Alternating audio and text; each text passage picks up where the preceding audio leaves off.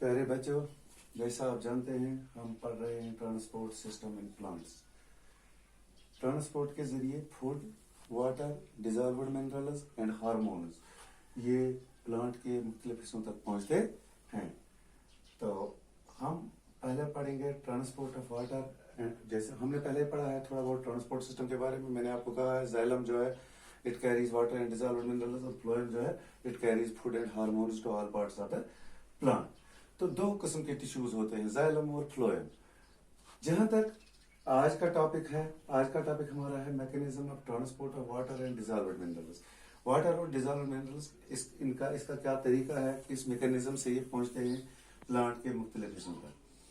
जैसा कि आप जानते हैं वाटर एंड डिजॉल्व्ड मिनरल्स जो है ये प्लांट हासिल करता है from the roots, by the roots from the soil. It is this water and dissolved minerals are obtained by the plant from soil through roots.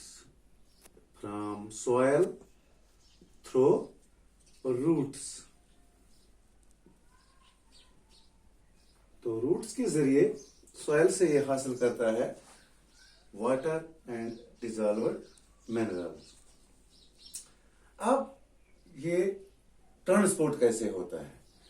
हम जानते हैं कि रूट्स जो होते हैं, रूट्स के ऊपर रूट हियर्स होते हैं।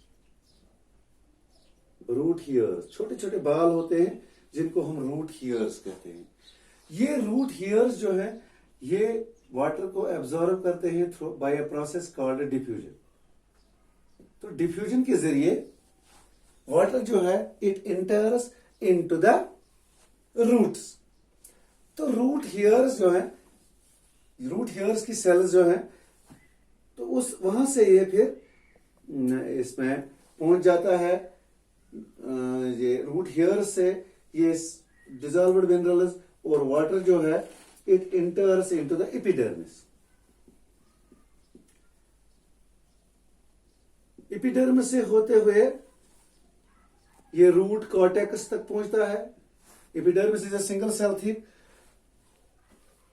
फिर रूट कॉर्टेक्स तक, यहां डिफ्यूजन से ये अंदर जाता है रूट हियर्स में, लेकिन फिर रूट हियर्स से एपिडर्मिस, रूट कॉर्टेक्स और रूट कॉर्टेक्स के बाद एंडोडर्मिस ये सेल्स होती हैं। इन मुख्तलिफ सेल्स के बीच से ये पानी चला जाता है इनटू द जाइलम। इनको हम जाइलम भी कहते हैं या जाइलम वेसल्स भी कहते हैं। This xylem forms a continuous column from roots to the top of the plant. तो लेकिन यहां डिफ्यूजन के जरिए ये एंट्री करता है इनटू द रूट हियर्स, लेकिन फिर रूट हियर्स से एपिडर्मिस में, एपिडर्मिस से रूट कॉर्टेक्स में, रूट कॉर्टेक्स से एंडोडर्मिस में। लेकिन यहां ये पानी जो है ये ऑस्मोसिस के जरिए इन सेल्स के यहां ऑस्मोसिस होती है। ऑस्मोसिस, तो ऑस्मोसिस के जरिए फिर ये पहुंचता है जाइलम वेसल्स तक। तो अब इस वाटर में क्या क्या होता है? इस वाटर में डिजॉल्व्ड मिनरल्स भी होते हैं जो सॉइल में ऑलरेडी मौजूद है, जैसे कैल्शियम है, नाइट्रोजन है, सोडियम है, पोटेशियम है, वगैरह वगैरह। ये मिनरल्स भी इसके साथ में जो पौधे को जरूरत होते हैं ये इसके साथ में चले जाते हैं। फिर ये पानी जाइलम वेसल से होते हुए अपर पार्ट्स ऑफ द प्लांट तक पहुंचता है और finally it reaches the leaves, क्योंकि लीव्स में इस पानी की जरूरत होती है for photosynthesis. Only 1 to 2% of the water is used for photosynthesis. It is used for photosynthesis. बाकी जो पानी है that is lost. Rest water जो है it is lost.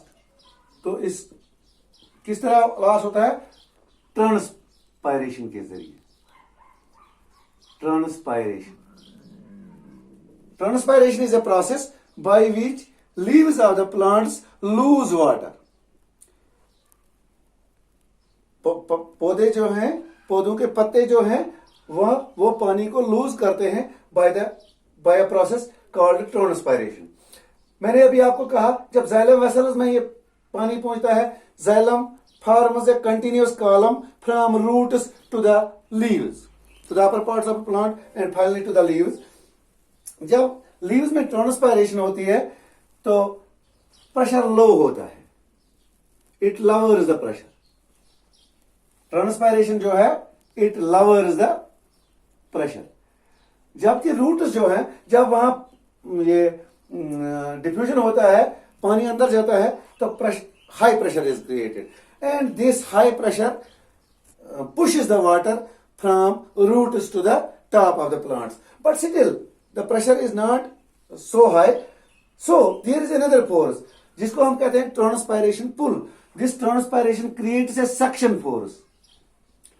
जब पानी पत्ते से निकल आता है, पानी पत्ते से निकल आता है तो ये खींच लेता है नीचे के पानी को अपने साथ, क्योंकि जाइलम वेसल्स में जो पानी जो होता है उसमें एक और फोर्स होता है, बाइंडिंग फोर्स, जिसको हम कहते हैं एडिशन एंड कोहेशन. क्योंकि पानी जो है चिपका रहता है इनके साथ. जिस तरह बॉल पेन, हमारे बॉल पेन में इंक होती है ना, वो बॉल पेन की इंक बॉल पेन के इस रिफल के साथ लगी होती है. जब हम लिखते हैं तो अगर हम कलम को ऊपर की तरफ भी रखेंगे और लिखना शुरू करेंगे, तो जब हम लिखते लिखते जाएंगे तो वो इंक जो है इस बॉल पेन के रिफल के ऊपर ऊपर चली जाएगी.